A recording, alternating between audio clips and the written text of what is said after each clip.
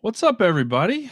Welcome to the first of what I hope is many TEM Coaching Chats. We have decided here at Pedal Note Media that we are doing some multi-streaming stuff. We've already started that with the Brass Junkies Sundays, which features, well, the Brass Junkies, and it's on Sundays. You probably could have figured that out on your own.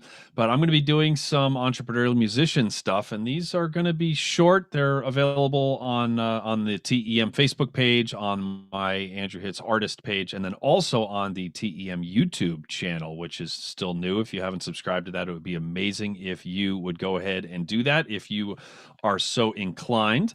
I'm going to read a very short passage from an amazing book, which is called Your Music and People: Creative and Considerate Fame by Derek Sivers, who is the entrepreneur who started CD Baby. It's an amazing book, and it's one of these books I really like the format where all of these things are like their own entry, and you can just kind of like drop in and read a page, and it's really high protein. This short page is titled "Every Breakthrough Comes from Someone You Know." When I was promoting my music, I used to look to the big wide world for opportunities. Only later, I realized that every great thing that happened in my career came from someone I knew. When you come to an opportunity through a connection, you have an advantage. You're not anonymous. You've already passed through a filter and passed a test. You're special because it's a personal referral. Does that mean you should stop looking to the world for opportunities? No, of course not. Take some of that searching time and spend it on keeping in touch with your existing contacts. Then also keep looking to the world. But when you find an opportunity, don't just toss your music in with the rest. Get to know the people behind it. Set yourself apart, get personal, and now this is someone you know. Every breakthrough comes from someone you know. I love that. I think that that's really, really profound.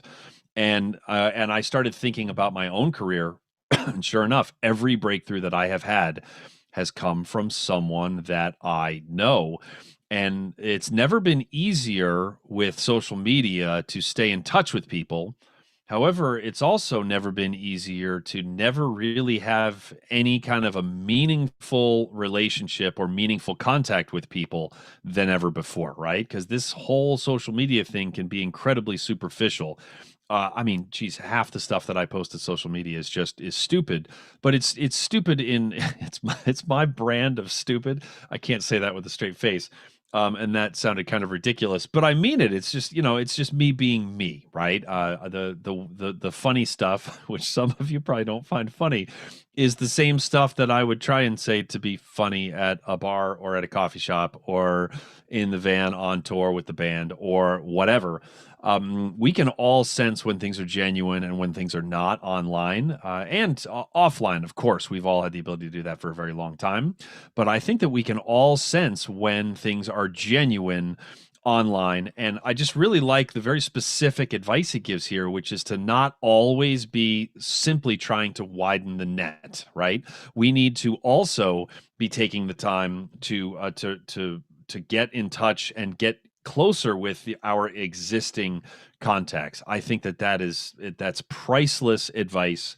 And in fact, if you'd like an exercise, it's always a good idea to reach out to 5 people that you don't know or 10 people that you don't know in the industry. And by the way, if you're listening to this and you are a young person, you are, say, in college, or you're even just out of college, or you're in high school, you can reach out to anybody and get away with it. And what I mean by getting away with it is Gary Vaynerchuk, who is an author and an entrepreneur. I call it the Vaynerchuk rule, where if 51% of and he puts it this way, he doesn't call it the Vaynerchuk rule, but if 51% of the benefit of you reaching out to someone goes to the other person, then she is always going to be happy that you bothered them. And that's a really important point. And when you are young, if you say, I am a music major at fill in the blank, college, or I am a 19-year-old, I work full time, I work all night long making my music, I really look up to you, and here is why.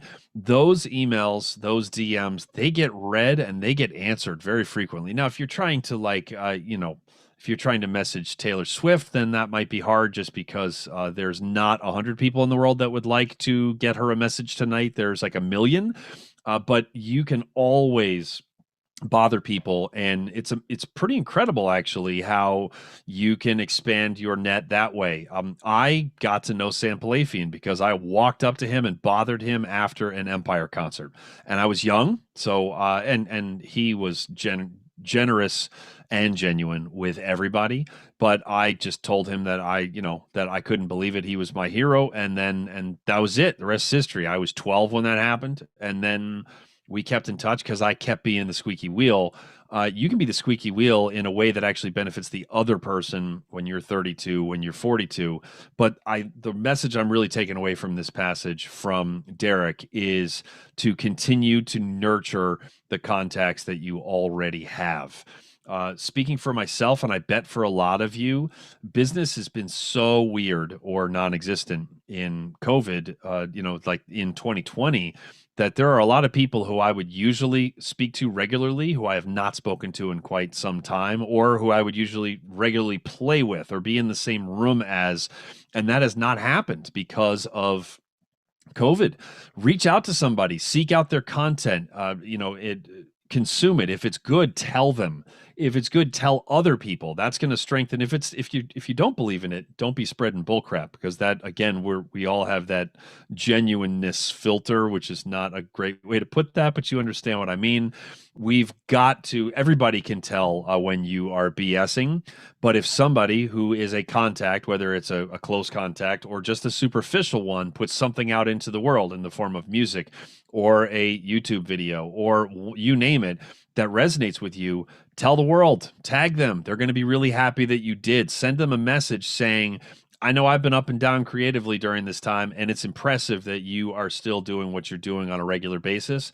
Send them a note. I guarantee you it's going to make their day, and they are going to keep you in mind and they're going to recommend you to people who they feel need to be exposed to what you're putting out in the world, if there was a mutual respect to begin with. So yes, try and expand your network, but also make sure that you spend some intentional time that is set aside to nurture your already existing network. So thank you to Derek Sivers. Again, this book is called Your Music and People. It's really great. I cannot recommend it any more highly. There's definitely going to be more of these, and I look forward to seeing you all sometime soon. Peace.